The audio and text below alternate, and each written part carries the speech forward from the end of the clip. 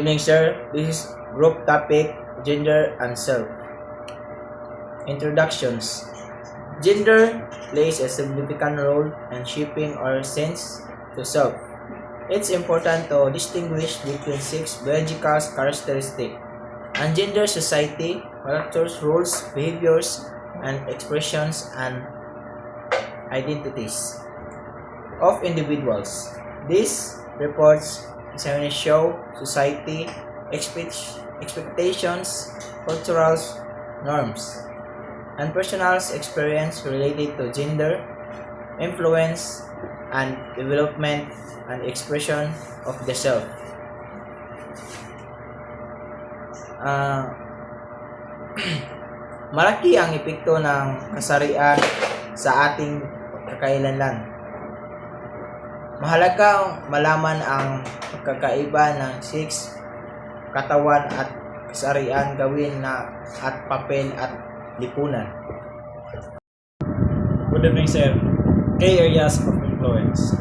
Socialization. From a young age, individuals are socialized into gender norms, rules, truth, family, peers, media, and other cultural institutions. This socialization process involves learning what is considered masculine or feminine in a given society. This expectation can influence self-perception, self-esteem, and behavior.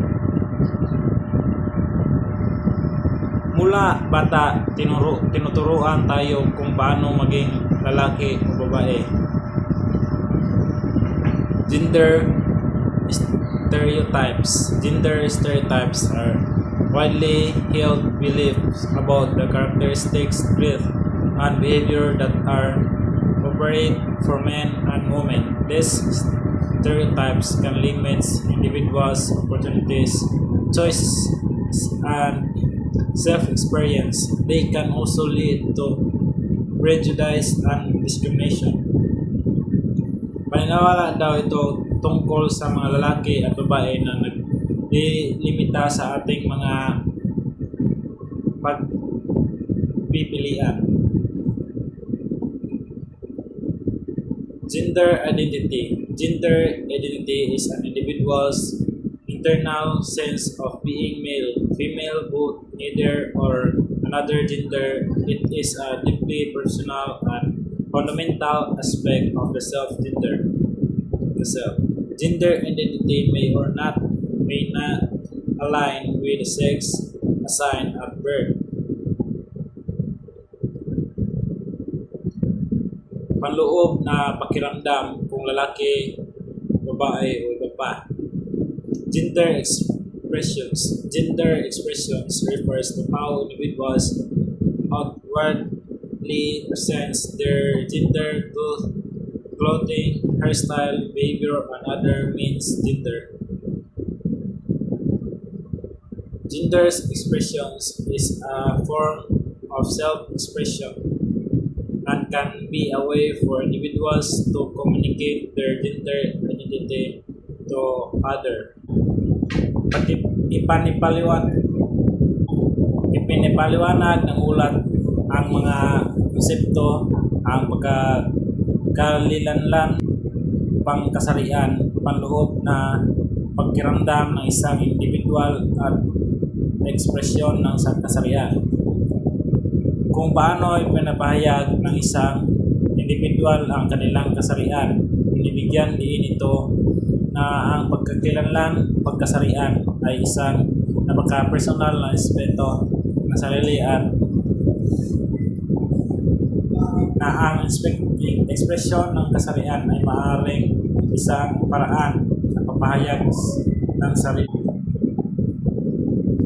Cultural norms. Cultural norms around gender vary widely across different societies. Some cultures have more rigid gender roles than others. These norms can influence everything from careers choices to relationship dynamics to personal appearance.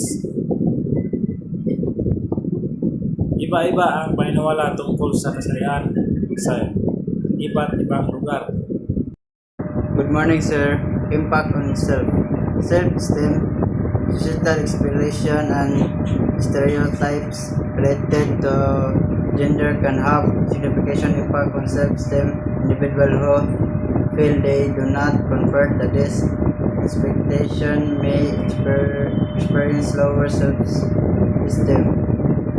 Hirap sa pahalaga sa sarili kung hindi kakuman sa nasa ng lipunan.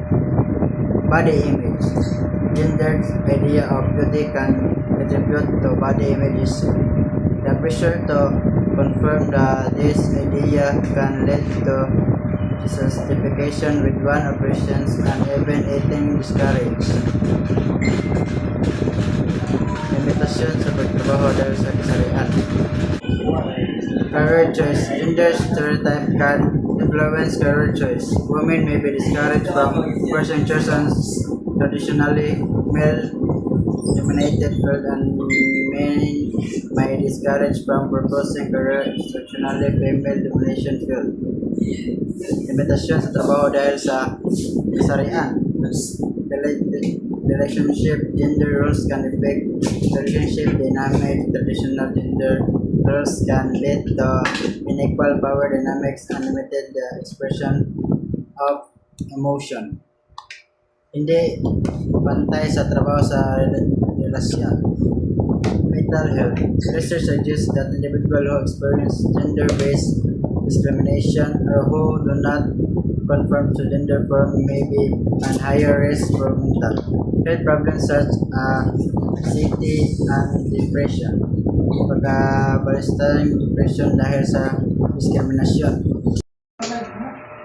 Beyond the binary, it's important to recognize that gender is not simply a binary term. Enable many individuals identify as transgender, non-binary, genderqueer, or another gender identify that fall out of that traditional binary. These individuals often face unique challenge in navigating a society that is largely structured around the gender binary. Binibigyan din ng ulat na ang kasarian ay hindi lamang isang binaryo lalaki-babae. Kinikilala ito ng pagkilal ng mga individual na gender non-binary at genderqueer na nag-highlight ng mga natatanging hamon na nakaharap nila sa isang lipunan. Gender is a powerful social and cultural force that sense of ourselves in profound ways. Understanding the impact of gender on the self is essential for promoting gender equality and stereotypes and building a more inclusive society where all individuals can express themselves authentically. Nagtatapos ang ulat sa nagbibigay din ng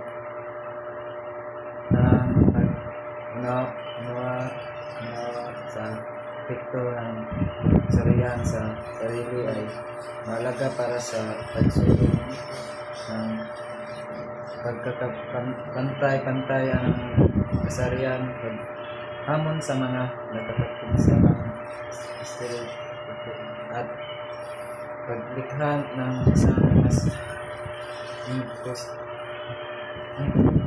inklusyon lipunan kung saan maaaring ipahayag ng